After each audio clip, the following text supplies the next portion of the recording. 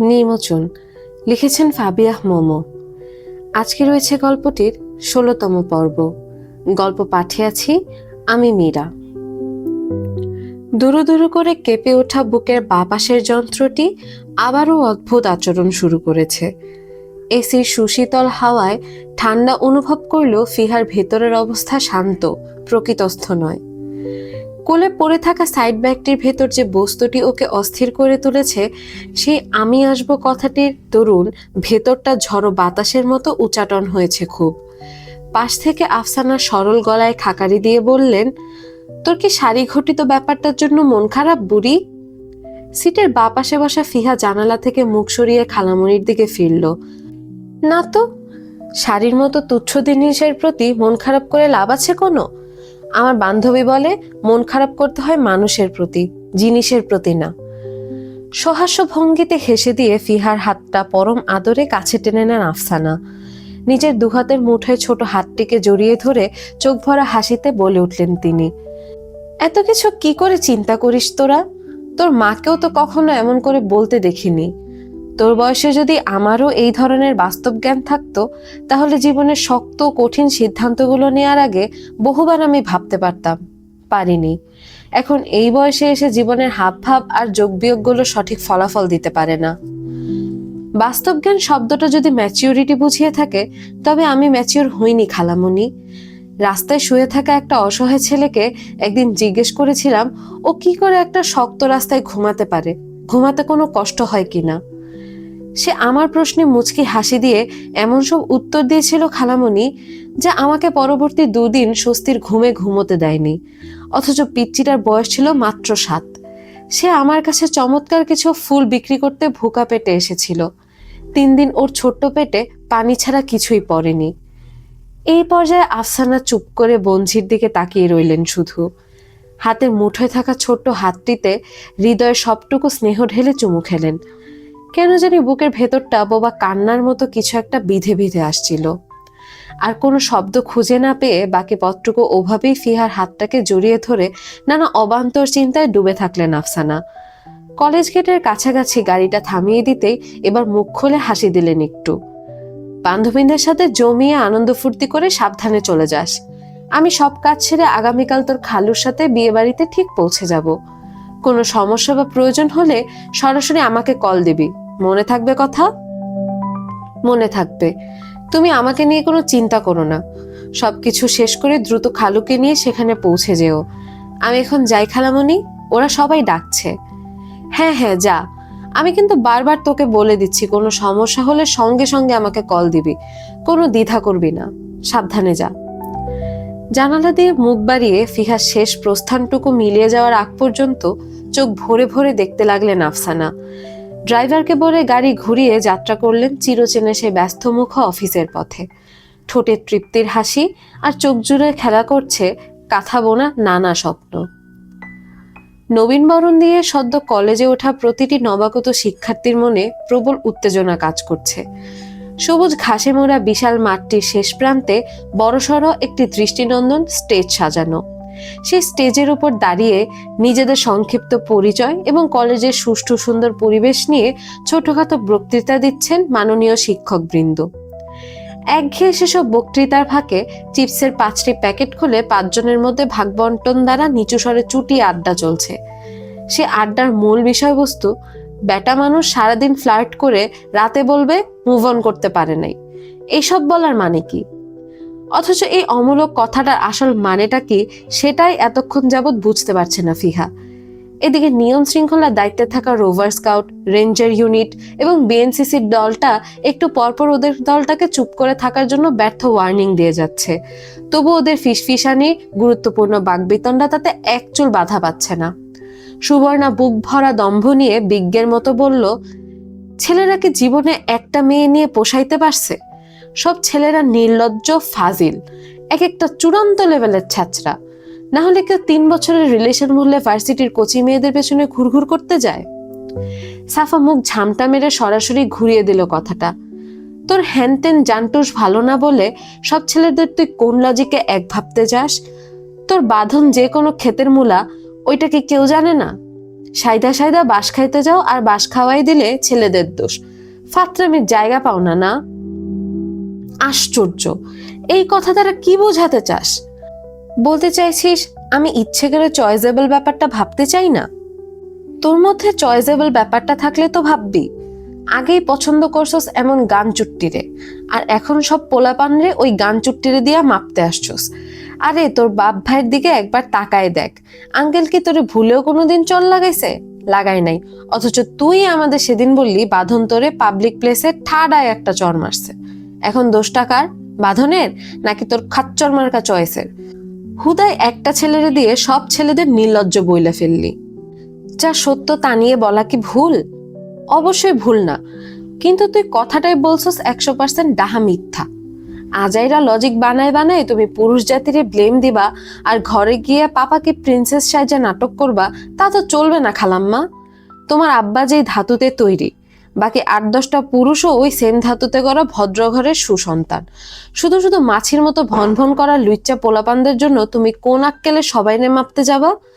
কলেজে উঠছো এখন, নিজেরা বড় বড় ভাব দেখাইতেছো, তাও চিন্তার ভাবনা এমন নিব্বা নিব্বিদের মতো রয়ে গেছে কেন? আপডেট করাইতে পারো না? বাকি 3জন নীরব দর্শক মুখে চিপস ঢুকিয়ে মুচুর মুচুর করে বাকবিতণ্ডা দেখছে।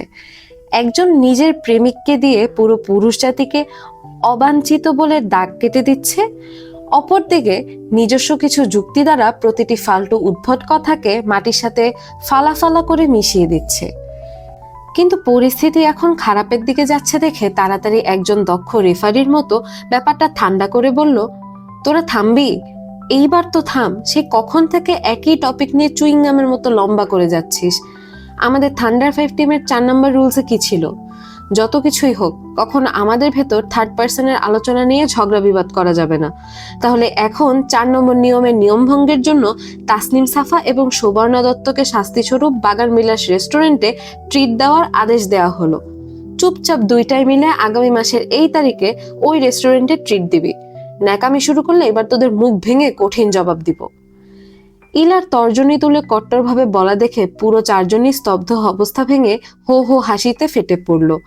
তারা খেয়ালই করলো না স্টেজ থেকে ফিনান্স বিভাগের একজন শিক্ষক তখন স্পিচের লাইন ভুলে গিয়ে কটমট চোখে ওদের 5 জনের অবস্থা দেখছে। শেষমেশ ফিহার জোড়াজুড়িতে সবাই সেখান থেকে উঠে নিরিবিলি একটা গাছতলায় গিয়ে দুপুরের খাবারটুকু নিয়ে বসলো। সাফা বাদে বাকি 3 জন নিজ নিজ ব্যক্তিগত পুরুষের সাথে ফোনে ব্যস্ত হয়ে পড়লে ফিহা একটু দূরে বসে খাবারটা খেতে শুরু করলো। গতকাল কি নিয়ে অস্থির হয়েছিলি বন্ধু? আমাকে কথাটা বলা যায় না? মুখে লোকমা পুড়তে গিয়ে এমন প্রশ্ন শুনে আবারও একই উত্তর দিল ফিহা। মেয়েদের তো মাঝে মাঝে মুড সুইং হয় বন্ধু, ধরে নে আমারও রাতে ওরকম কিছু হয়েছিল। ধুর, আমি ওসব বিশ্বাস করি না। তুই আমাকে খুলে বল, গতদিন থেকে রাত পর্যন্ত এমন কি হয়েছিল যার জন্য তুই খাপছাড়া গোছের কথাবার্তা বলছিলি? কেউ কি তোকে কিছু বলেছে? কিছু হলে আমি নিজেই তোকে সব খুলে বলতাম বন্ধু। কিছু হয়নি, খাওয়া শুরু কর। সকালে কিছু না খেয়ে বেরিয়ে পড়ার দরুন খিদায় প্যাকেটটার খাবারটুকু পর্যাপ্ত বলে মনে হচ্ছে না, তবু সেটা একটুকু বুঝতে না দিয়ে এক মনে খেয়ে যাচ্ছিল ফিহা। মাথার উপর কৃষ্ণচূড়া গাছের লাল টুকটুকে ফুলের ছাদ, পায়ের নিচে নরম নরম কচি সবুজ ঘাস। সূর্যের তাপীয় অবস্থা একটু একটু করে বদলে গিয়ে আবহাওয়া এখন বৃষ্টির আদলে রূপ নিচ্ছে। দিনের আলোটা থোকা থোকা মেঘের নিচে হারিয়ে যেতেই সাফা কেমন চমকে উঠে বলল, বৃষ্টি হবে নাকি? আকাশটা হুট করে এমন কালো করলো কেন? কিরে, আমাদের অনুষ্ঠান কি তাহলে বৃষ্টির কবলে ভাটা পড়বে? ফিহা খাবার চিবোতে চিবোতে মুখ তুলে আকাশের পানে হঠাৎ বদলে যাওয়া রূপটুকু দেখল। যদিও এখন গ্রীষ্ম শেষে বর্ষার ঋতু চলছে, লাগাতার বৃষ্টি হবার ঘোর মৌসুম, তবু আজকের জন্য বৃষ্টিটাকে ফিহার আনন্দের জন্য একটু ক্ষান্ত দেয়া যেত না? হঠাৎ সাফা অদ্ভুত ধরনের একটা প্রশ্ন করলো, এই বউ বউ রাঙা লাল টকটকে শাড়িতে কোনো পুরুষ মানুষ দেখেছে তোকে? গলায় খাবার আটকে যাবার মতো খুক খুক কাশিতে চমকে তাকালো ফিহা।